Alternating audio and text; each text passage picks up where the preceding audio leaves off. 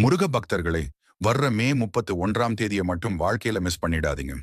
ஏன் அப்படின்னா, இது சாதாரண பௌர்ணமி கிடையாதுங்க. வைகாசி மாதத்தோட இந்த மகா பௌர்ணமி நாளில் முருகப்பெருமானுக்கு நீங்க செய்ய வேண்டிய ஒரு மிக முக்கியமான ரகசிய வழிபாடு இருக்கு. உங்களுக்கு முருகன் மேல் உண்மையான நம்பிக்கை இருந்தா, இப்பவே கமெண்ட்ல வெற்றிவேல் முருகனுக்கு ஆரோகரான்னு சொல்லிட்டு நம்ம சேனலை சப்ஸ்கிரைப் பண்ணிக்கோங்க.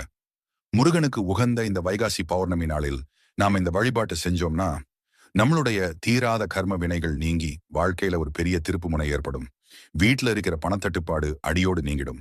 அன்னைக்கு சாயங்காலம் 6 மணிக்கு மேல உங்க வீட்டு பூஜை அறையில முருகப்பெருமானுக்கு முன்னாடி ஒரு நெய் தீபம் அல்லது நல்லெண்ணெய் தீபம் ஏத்துங்க.